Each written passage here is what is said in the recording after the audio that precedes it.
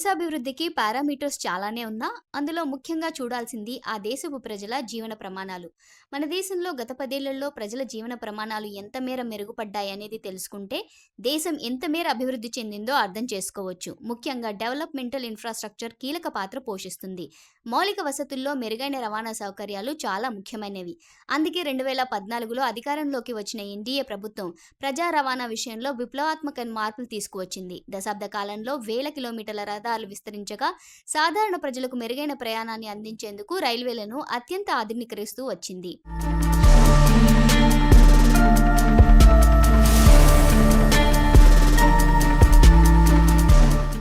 నేడు railway PSU కంపెనీలు stock మార్కెట్లో ఎలా దూసుకుపోతున్నాయో చూస్తేనే తెలుస్తుంది కేంద్ర ప్రభుత్వం రైల్వేలకు ఎంతటి ప్రాధాన్యం ఇస్తుందో.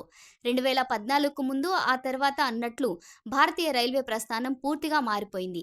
నిత్యం కోట్లాది మంది ప్రయాణికులను గమ్యం చేరుస్తూ ప్రపంచంలోనే అతిపెద్ద ప్రజా రవాణా వ్యవస్థగా రికార్డుకెక్కింది. ముఖ్యంగా ప్రయాణికులకు మెరుగైన సౌకర్యాలు అందించడమే కాకుండా, సమయానికి సురక్షితంగా గమ్యానికి చేర్చాలన్న లక్ష్యంతో భారతీయ రైల్వే వ్యవస్థ పనిచేస్తూ వస్తోంది. గత 10 ఏళ్ల కాలంలో రైల్వేలో చాలా మార్పులు వచ్చాయి. అవన్నీ ఈ ప్రజా రవాణాకు ప్రజలను మరింత దగ్గరకు చేరేలా చేశాయి. అది ఎత్తైన ప్రాంతంలో రైల్వే లైన్ వేసినా, భారీ కొండలను తొలుస్తూ టన్నెల్లో పట్టాలు వేసినా, తీర్థయాత్రల కోసం పర్యాటకులను ఆకర్షించేలా రకరకాల పథకాలు రూపొందించినా, అది మన భారతీయ రైల్వేకే సాధ్యమైంది.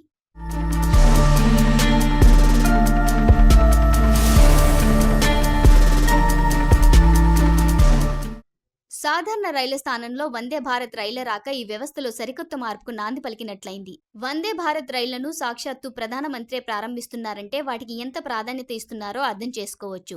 పట్టాలపై సుఖవంతమైన, సురక్షితమైన ప్రయాణ అనుభూతులను పంచే వందే భారత్ రైళ్లు తక్కువ సమయంలో సుదూర గమ్యాలను చేరుస్తుంది. అంతేకాదు, త్వరలోనే వందే భారత్ స్లీపర్ రైళ్లను కూడా పరిచయం చేయబోతున్నారు. కార్పొరేట్ సౌకర్యాలను అందించే వీటి కోసం దేశ ప్రజలు ఎంతగానో ఎదురుచూస్తున్నారు. వీటితో పాటు అమృత్ భారత్ రైళ్లు రానున్నాయి. ఇక అహ్మదాబాద్, ముంబై మధ్య 2026 నాటికి దేశంలో తొలి బుల్లెట్ ట్రైన్ సర్వీస్ అందుబాటులోకి రానుంది.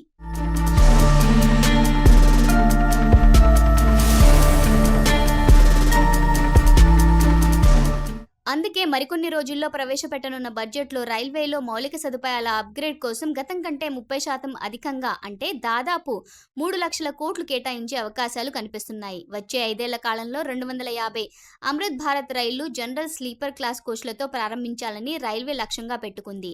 అలాగే వందే భారత్ రైళ్ల కొత్త స్లీపర్ వెర్షన్ ఆగస్టు 15 నాటికి ట్రయల్స్ ప్రారంభించేందుకు సిద్ధమవుతోంది. ఆక్యుపెన్సీ ఎక్కువగా ఉన్న రైల్వే స్టేషన్లలో ప్రధానమంత్రి జనౌషధి కేంద్రాలను కూడా ప్రారంభిస్తున్నారు.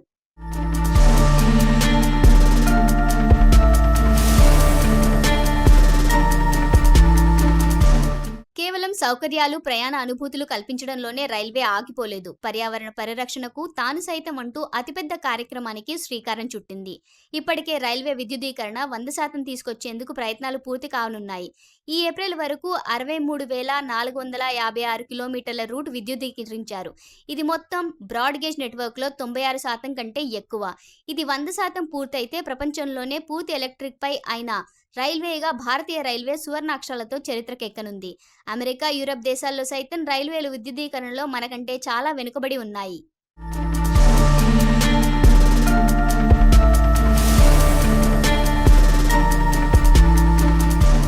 అభివృద్ధి వెంటే సవాళ్లు ఉంటాయి. సమయానికి ప్రయాణికుడిని చేర్చడమే కాదు, సురక్షిత ప్రయాణాన్ని అందించడం కూడా రైల్వే కర్తవ్యం.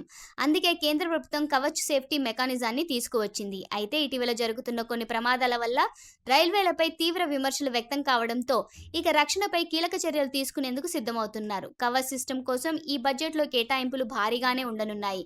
వచ్చే ఆర్థిక సంవత్సరంలో కవచ్ సిస్టమ్తో 4,500 కిలోమీటర్ల రైల్ నెట్వర్క్ను కవర్ చేయాలని రైల్వే లక్ష్యంగా పెట్టుకుంది.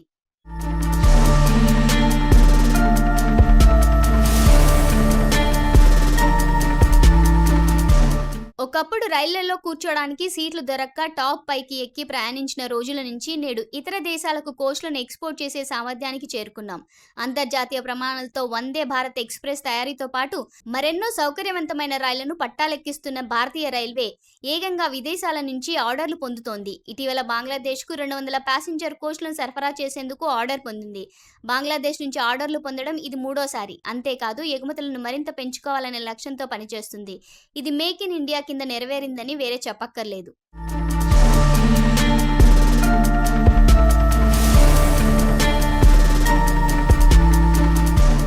హై క్లాస్ సౌకర్యాలతో ప్రైవేటు రైళ్లు కూడా పరుగులు పెడుతోంది. అలాగే ఇటీవలి కాలంలో తీవ్రంగా ఎదురవుతున్న ఇబ్బందుల్లో జనరల్ కోచ్లు కూడా సరిపోవడం లేదు.